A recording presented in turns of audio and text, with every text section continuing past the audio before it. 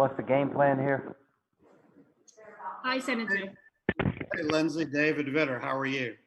Hey, David. Good. Thanks for doing this. Yeah, well, thank you so much. We are live on a webinar, and we're going to start in just 1 minute. Okay, great.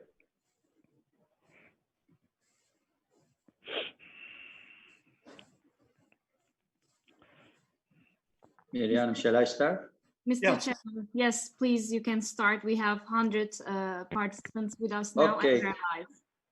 Okay, good afternoon, everyone, and thank you for joining us today for a time for allies to be allies, Turkish-American global supply chain, another fascinating entry into our series of transatlantic talks. I'm so pleased to co-host today's discussion with Mr. Nail Olpak, my dear colleague, and the president of DEİK, the Foreign Economic Relations Board of Turkey.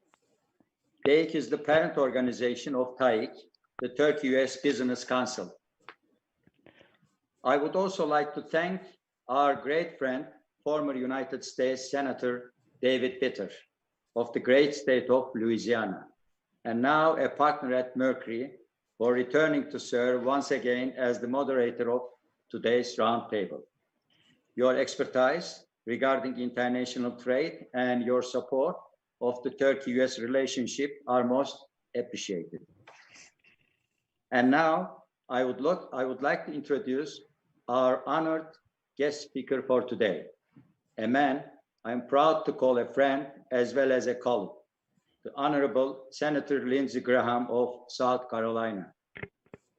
I was fortunate that during my last visit to Washington in March, I was able to sit down personally with him to discuss many aspects of our country's relationship, trade, first and foremost, despite Senator Graham's hectic schedule at that time.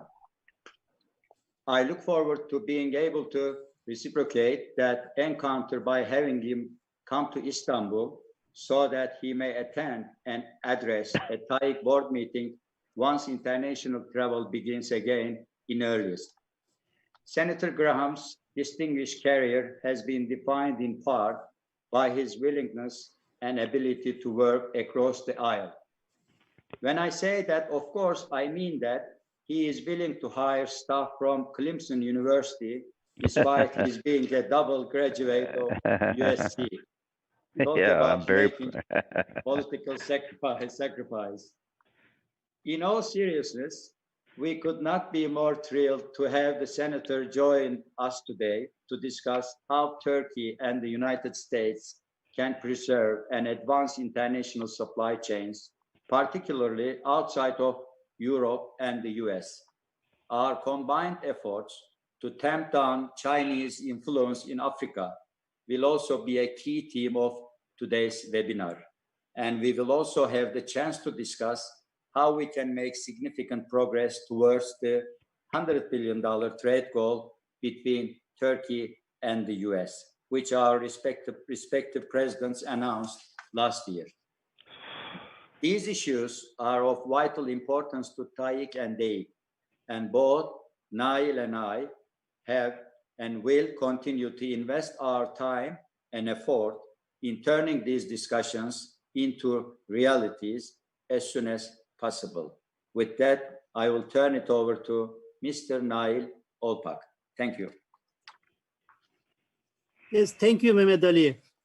DEİK understands the significance of continuing this integral dialogue with the United States, despite the international health crisis, so that we are both well positioned to act together to strengthen the global supply chain, especially in the African continent, where Chinese influence remains high. I would like, of course, to thank Senator Vitter for again serving as our moderator today. Your partnership is very important to us and the achievement of our goals. Thank you for spending your time with us today. And to reinforce what was said earlier, we are so pleased to have with us today the Honorable Senator Lindsey Graham of South Carolina. Your legacy of leadership, skill, and the ability to get things done, particularly in the geopolitical space, are well renowned, and we look forward to hearing your commentary on the future of international supply chains, especially when it comes to aerospace, telecom, and manufacturing. Yeah, today's discussion focuses on a significant issue, Turkey's role in international supply chains and how we can work with the United States government and leaders such as Senator Graham to position both nations as a viable alternative to Chinese influence, particularly in Africa. Turkish companies have done substantial work and will continue to do so to increase their investment and commercial ties with major corporations across the African continent. As Mehmet Ali mentioned, we cannot stand still by while China seeks to expand its economic influence in Africa when Turkey, a long-time NATO ally of the United States, is already a viable and attractive alternative to China as a top supply chain partner to the US. Turkey already provides better quality products and performance, and our commitment to ethically providing that performance is known the world over. Today, I am hopeful we can discuss and create next steps in strengthening our respective footholds in supply chain management across the globe and development in Africa especially. Lastly, thank you to our audience for joining us today. We appreciate your interest in today's discussed topic. And now, Senator Witter, will you please kick off today's discussion?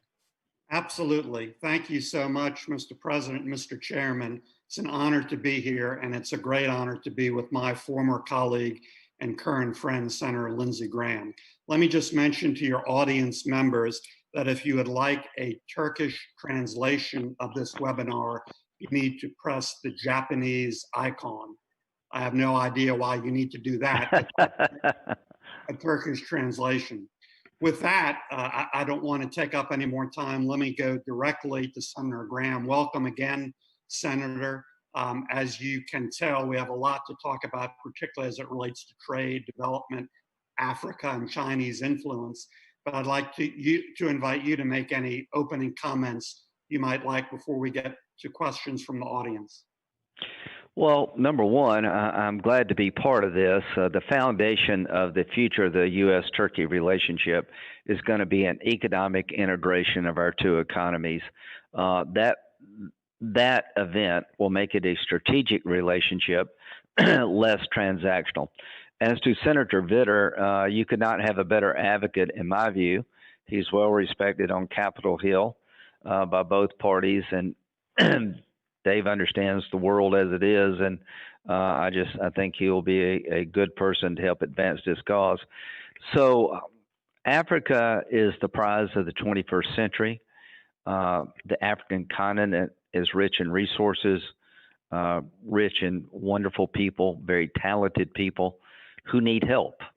There is no grid, there's no power grid as we know it in Africa, but one day there will be. High tech will come to Africa one day, and I would like it to be American and American allies who do this, not China. We need to have an alternative to Huawei, not only in Europe and throughout the world, but particularly in Africa. So I'm excited about the potential of Africa being the greatest success story of the 21st century if we get our act together here in the West. So about the U.S.-Turkey relationship, what will make it more sustainable and the anchor tenet of the relationship is going to eventually be a free trade agreement. If you ask me the one thing that the United States and Turkey could do to change the relationship for the better, it would be a free trade agreement. Not just aspiring to having more trade to hit $100 billion, but actually integrate the economies through a free trade agreement. The biggest impediment to that goal right now is the S-400, the F-35 program, the incursion into Syria. Now, I've said constantly that the YPG elements in Syria are viewed by the Turkish government as a terrorist organization. I've been talking about this for years.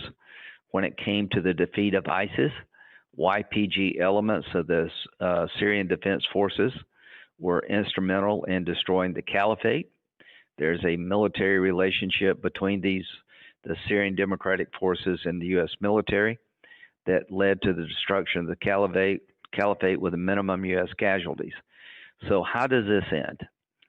Turkey deserves a buffer zone between the elements in Syria they find threatening and the Turkish border. The way we do that is to work through our differences. It can't be through the use of military force. The United States is not going to abandon the Syrian Democratic Forces. But having said that, I think it is in all of our interest and is only right for the alliance to be cognizant of Turkey's concerns when it comes to elements along the border. My hope is over time to take the oil fields and Syrian Democratic Forces to benefit the people of Syria, particularly the SDF elements, can help absorb some of the costs for the American presence, but also could be an economic impact on Turkey in a beneficial way. I know Turkey does a lot of work in the Kurdish regions of Iraq. So we have got some challenges ahead. We've got to resolve the S-400 issue. The Congress is very firm about this, that the S-400 would be outside what the market will bear in terms of a NATO member. Turkey's been a valuable ally all over the world. They've sent troops in every major engagement we've been in. So we got to get this 400 issue resolved. We've got to find a more permanent solution to Syria. My goal is to make sure that Damascus is not run by Tehran, by the Iranians, that you have an inclusive solution in Syria where all elements of Syrian society will have a chance to start over and govern themselves. Libya is a major problem. You're having a factional dispute in Libya between Turkish elements and Haftar forces. And at the end of the day, I'm very concerned about that. And I know Turkey is concerned about certain elements being backed by Russia that I'm concerned about in Libya. So there are friction points, but I will just end with this. I believe that the Trump administration is very keen on the idea of building a foundation that will lead to a free trade agreement. For that to happen, we've got to resolve the issues I just spoke of, Syria, the S-400. Once you begin to economically integrate the two economies, then we'll be more effective partners in Africa. Nothing would please me more than to partner with Turkey to offer to the African continent alternatives to Chinese products and Chinese influence. Turkey is a vastly majority Muslim nation.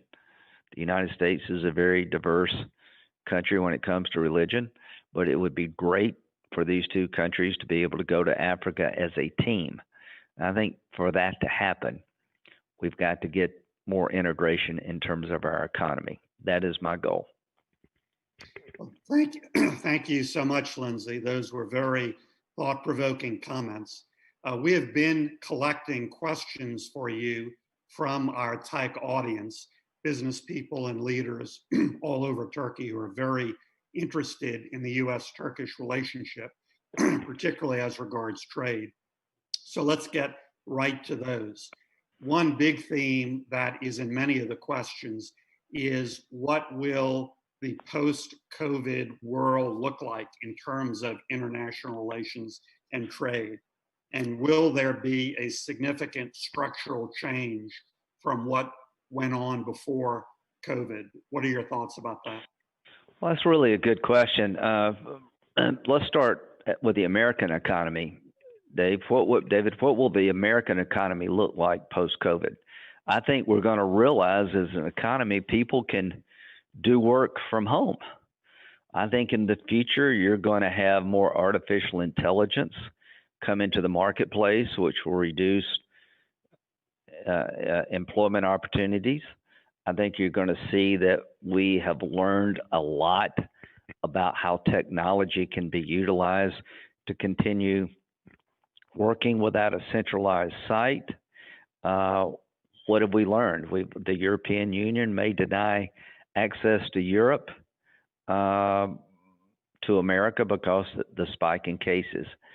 What I hope that comes out of this is that the medical supply chain for the world is less controlled by China.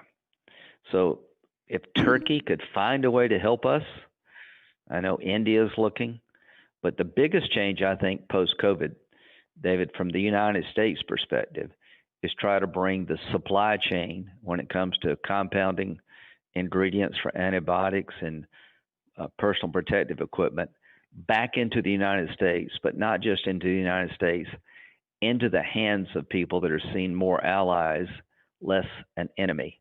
So if you ask me the biggest change, I think it's going to be an effort to get the medical supply chain back into the United States. And if I were Turkey, I would be thinking of ways to help America and help the world to create alternatives to Chinese domination of the commodities trade, and particularly in the area of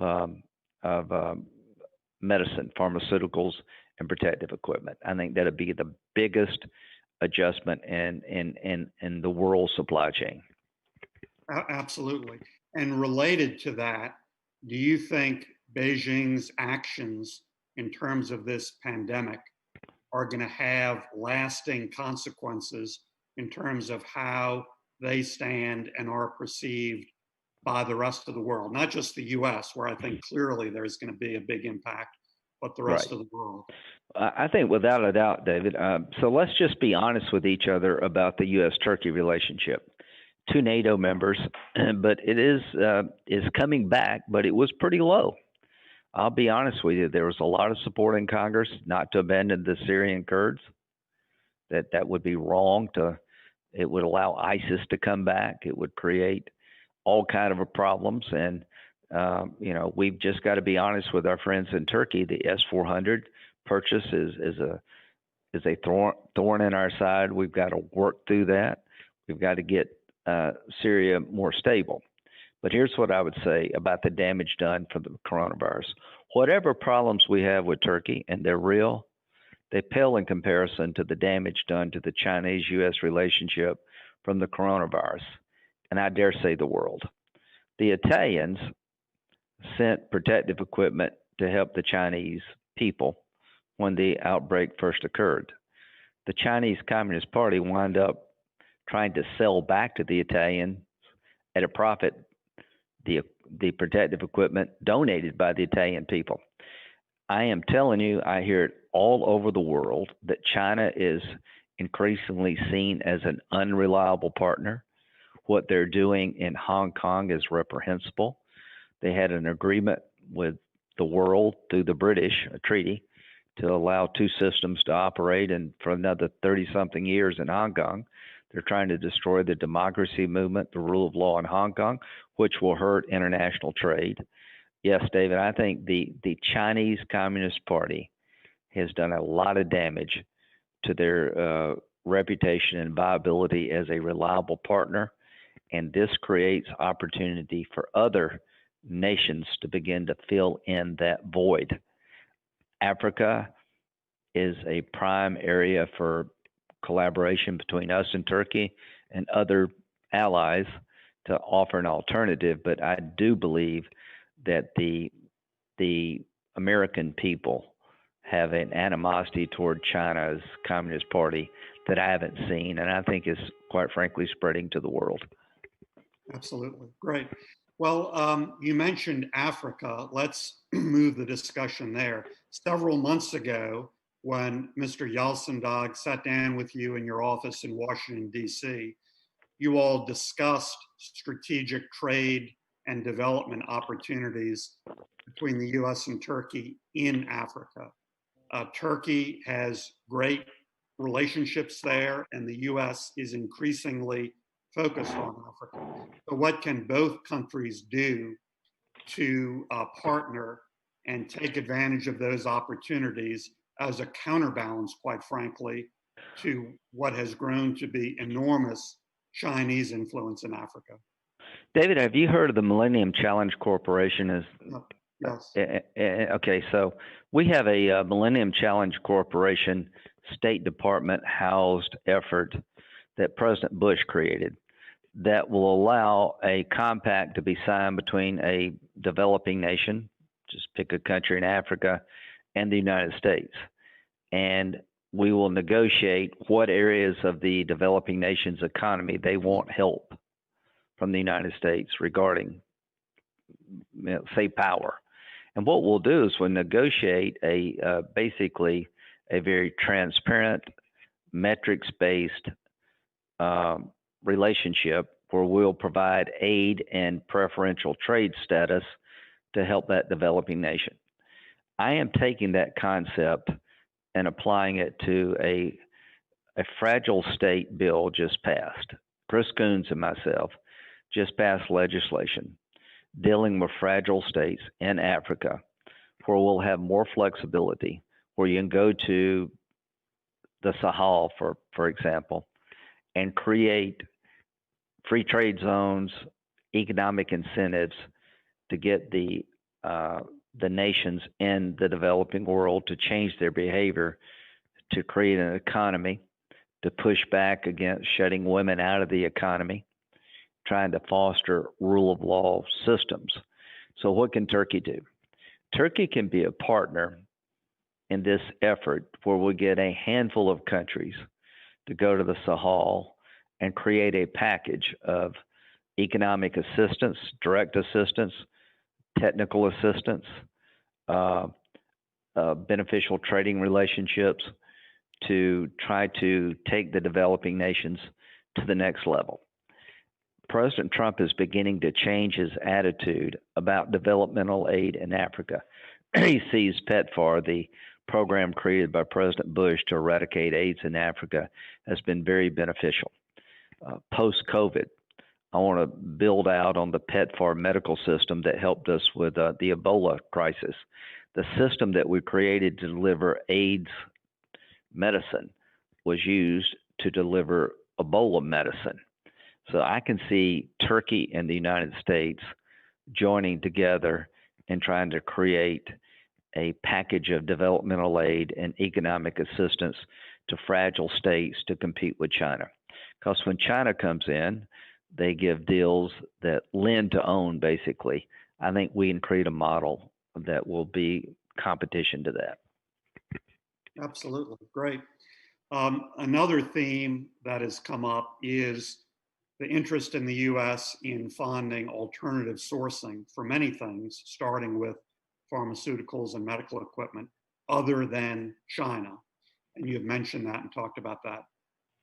What can Turkey do to be a prime candidate to replace that sourcing for many goods from China? Well, I think the first thing you can do is to give me an inventory of your capability. What capability does the Turkish economy have? It's a very sophisticated economy. They're making F-35s in Turkey. It's a very sophisticated economy. What business capability do you have to be an alternative to China, not only just in the medical supply chain, but in other areas that we're so dependent upon? If you'll get me some of the ideas, these two associations, I will make sure the Commerce Department is involved. DHS and FEMA, our disaster aid agencies, are now looking to make medical gowns outside of China and all kind of protective equipment. So I'd like to know, David, from Turkey's point of view, what kind of capability do you have to replace some of the dependence we have on China, not just in the medical area, but in commodities in general?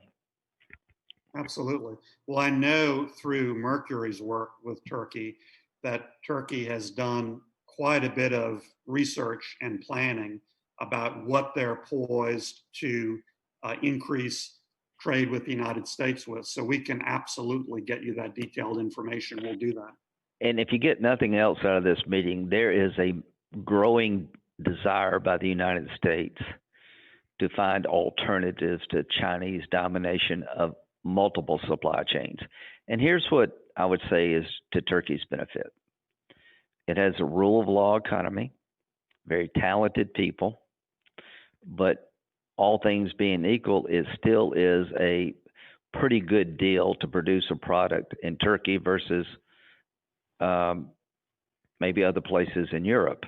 So you seem to have a capability, a sophisticated capability, but really a low-cost alternative that would be very competitive with China.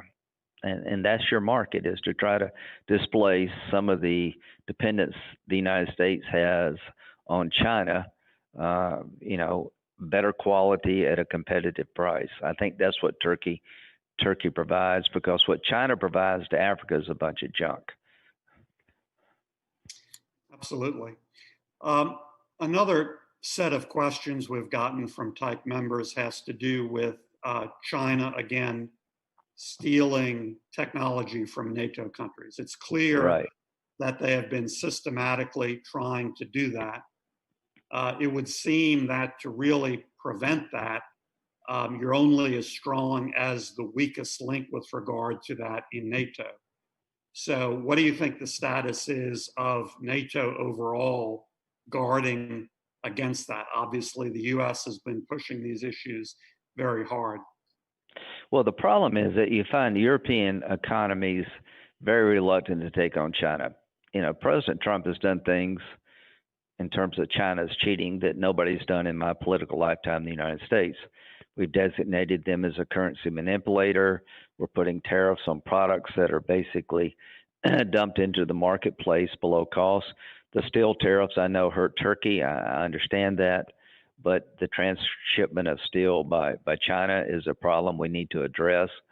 So I guess what I would say is that NATO, in commonality, a threat from China in terms of stealing our military technology, stealing our intellectual property. If you could get NATO to make hardening NATO infrastructure against Chinese intrusion a priority for NATO, that would be a giant step forward. I don't know if we can do that or not, but I do know this to the Turkish business community. Do not go down the Huawei road when it comes to 5G. We've let our allies like Britain and very close allies like Britain know that that would be a non-starter for us.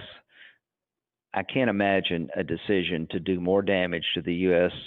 relationship than for a country, an ally, to begin to integrate Huawei technology into the economy of a country, because it really will be controlled by China, and it will restrict intelligence sharing, economic growth opportunities. So I know the world has not generated enough alternatives to Huawei 5G technology, but we're working on it. Give us some time and be our partner in developing an alternative. So the one thing I would not ever want to do if I were Turkey is to try to hook up with the Chinese in terms of a Huawei system, because that would really be a big impediment to growth. And I assume included in that, you would say the extent to which Turkey can be a leader within NATO about this threat, working with the U.S. 100%. If it would come from Turkey, if you want to help your image in the United States, Turkey's image in the United States, lead the effort to push back against China within NATO. That would be welcomed by the American military, by the American people, to have an ally like Turkey demonstrate through their actions that they see China misbehavior the same way we do. I'd like to have a good relationship with China, but it only will come when China changes. You can't have a good relationship with China when they destroy treaties that they entered into with Hong Kong, where they deny the world the truth about the coronavirus. All of our economies have been hurt because China was so irresponsible. So anything Turkey could do within the NATO infrastructure to kind of push back against Chinese theft and harden our common infrastructure against Chinese incursions would be welcome news, and it would benefit the U.S.-Turkey relationship a lot. Now I got one more question. I got to run, David. Okay, sure. We'll end with this. We talked about Africa. Some other questions are asking about Asia. Do you think Turkey-U.S. partnerships could have a significant impact and make inroads with countries in Asia, including Australia, but also China's nearer neighbors? Or do you think I tell you what, really I think, think big, but let's get, Africa is a natural alliance. Right. Asia writ large, Australia's be great to do something with Turkey there. But to close this out, the potential of this relationship is unlimited, but we got to get over the friction points. It's not going to reach its full potential until we get a resolution of the S-400 F-35 problem. It's not going to reach its full potential until we can come up with a more sustainable solution to Syria, to the Kurdish elements inside of Syria, to the legitimate concerns of the Turkish government about YPG heavily armed units on their border. I get all that. But the sooner we can get these two issues behind us, the more likely that everything we've talked about becomes a reality. The first big step is to integrate our economies. And once you do that, you can take this partnership on the road. And confidence building measures, that's what I'm looking for. If Turkey could push NATO to be more aggressive toward Chinese misadventures, that would enormously help. If we could find a way to get the S-400 issue resolved sooner rather than later, that would enormously help us. The Trump administration's desire is to dramatically improve economic trading relationships with Turkey. That is my desire. My desire is to get a free trade agreement one day. But the biggest desire of all is to take this act on the road, this partnership between a primarily Muslim nation and the United States, all throughout the world, to show that two different systems, both democracies, but two different cultures in many ways, can work together. Because Turkey is going through some tough times, so is the United States. There's a lot of division here at home. But Turkey has proven to be a democracy, and we want to keep it that way. And democracies are hard to maintain. There's a lot of pull against democracy. There's a lot of common threats throughout the world. So quite frankly, I was really worried about the relationship 6 months ago. I'm feeling better about it. There's been a calmness that's taken over, and China has given us an opportunity here to work together for a common goal, and let's take it. Okay. Thank you so much, Lindsay. Thank you for your time and your Glad thoughts to do it. today. Even more importantly, thanks for all of your leadership on many, many fronts, including the Turkish-U.S. relationship. Thank you. Thank you very much. Great. With that, Mr. President, Mr. Chairman, thank you so much for putting this fascinating webinar together. I was honored to help moderate. Thanks to all of the listeners and the audience and TAİK members for working proactively to build that stronger Turkish-U.S. relationship. Have a great rest of the day. Thank you so much, Senator Victor. Thank you for your moderation. Thank you for joining. Thank you. I am DEİK. DEİK has become the locomotive organization of our private sector. 2019, Recep Tayyip Erdoğan.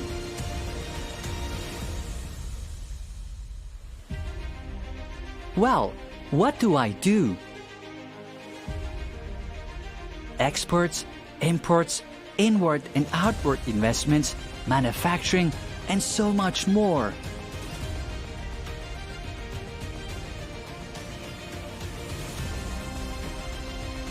I establish new bonds and relations through business forums, B2B meetings, roundtable meetings, conferences, panel discussions, and summits across the world. I have been vigorously striving to strengthen the dynamics of the economy, steering the world's wind of change, and enhancing interactions within the private sector. Hence, I generate major contributions to my members and to the private sector with the mission I carry. I reunite Turkish business people living all around the world under a common objective. With each passing day, people, countries, and even the continents come closer. The balances of international trade are rapidly changing, while the world economy is also being reshaped. I am not trying to keep pace with this change. I am steering this change because I consider trade not as an instrument of war, but as a tool of developing societies, glamorizing the world, and contributing to the advancement of technologies that preserve and protect nature. Therefore, I am Turkey's global horizon. I am carrying Turkey's strength to the world.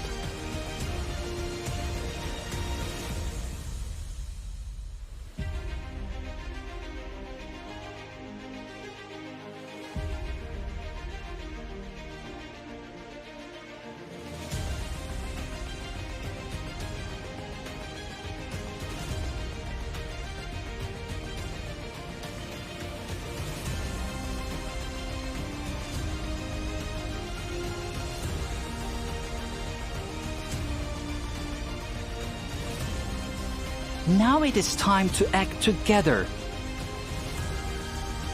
I want to make business with you through my 146 business councils. I am a business platform empowered by my members. Because our mission is business diplomacy.